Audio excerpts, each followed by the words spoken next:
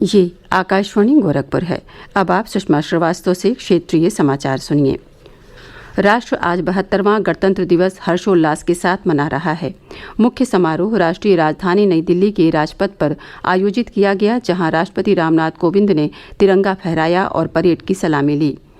गणतंत्र दिवस समारोह के तहत कार्यक्रमों की शुरुआत आज सुबह प्रधानमंत्री नरेंद्र मोदी के राष्ट्रीय समर स्मारक पर शहीदों को श्रद्धा सुमन अर्पित करने के साथ हुई। इसके बाद राष्ट्रपति द्वारा ध्वजारोहण किया गया। राष्ट्रगान के बाद 21 तोपों की सलामी दी गई।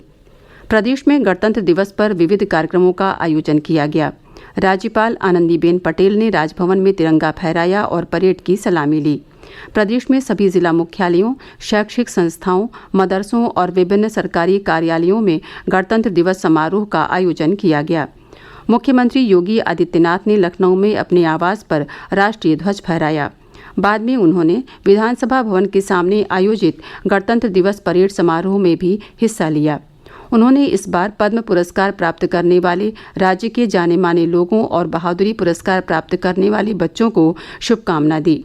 उन्होंने राज्य के लोगों से प्रधानमंत्री नरेंद्र मोदी की एक भारत श्रेष्ठ भारत की परिकल्पना को साकार करने की शपथ लेने का भी आग्रह किया।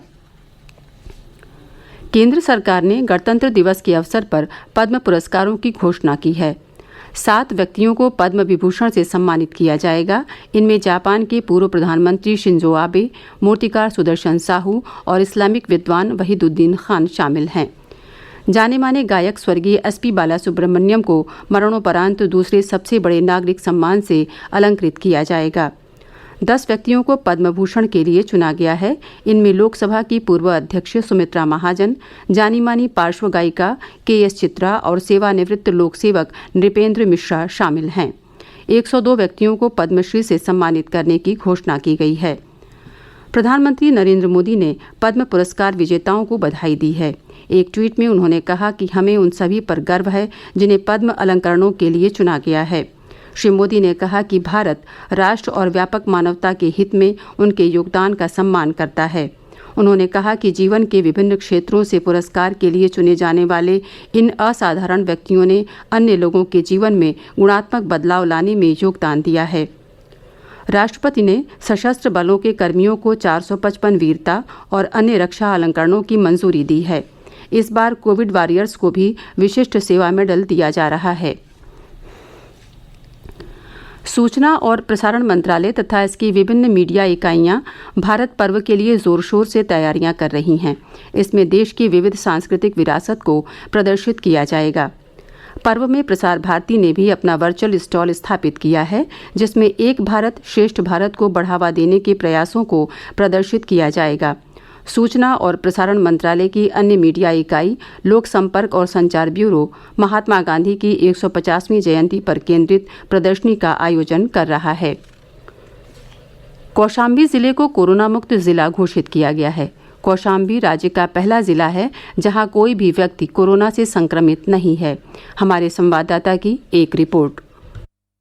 कौशाम्बी जिले में कोविड का पहला मामला पिछले साल 5 अप्रैल को उस व्यक्ति में सामने आया था जो राजस्थान से लौटा था। पिछले 10 महीनों में 27 लोगों की जान जिले में इस वायरस से चली गई और इस दौरान 2 लाख से अधिक लोगों की जांच की गई। पिछले कई हफ्तों से जिले में कोरोना मरीजों की संख्या में लगातार कमी आ रही थी और 23 जनवरी से जिले में कोरोना का एक भी मरीज मौजूद नहीं है। जिले के मुख्य चिकित्सा अधिकारी ने इस संबंध में शासन को रिपोर्ट भेज दी है। इस बीच राज्य में कोरोना से ठीक होने वाले मरीजों का प्रतिशत बढ़कर 97.42 हो गया है। राज्य में इस समय 6,313 कोरोना पीड़ित मरीज हैं। प्रदेश में टीकाकरण का अगला चरण 28 और 29 जनवरी को प्रारंभ होगा और उसके बाद 4 और 5 फरवरी को टीकाकरण किया जाएगा। सुशील चंद्र तिवारी, आकाशवाणी समाचार, लखनऊ।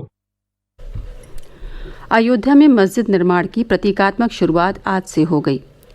मस्जिद का निर्माण इंडो इस्लामिक कल्चरल फाउंडेशन द्वारा अयोध्या जिले के धानीपुर गांव में आवंटित जमीन पर किया जा रहा है। हमारे संवाददाता ने खबर दी है कि आज गणतंत्र दिवस समारोह पर फाउंडेशन के 9 सदस्यों ने राष्ट्रध्वज फहराया और मस्जिद के लिए आवंटित जमीन पर वृक्षारोपण कर निर्माण कार्य की औपचारिक शुरुआत की।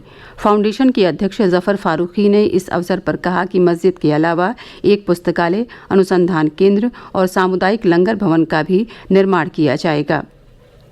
इसके साथ ही क्षेत्रीय समाचारों का ये बुलेटिन समाप्त हुआ। नमस्कार।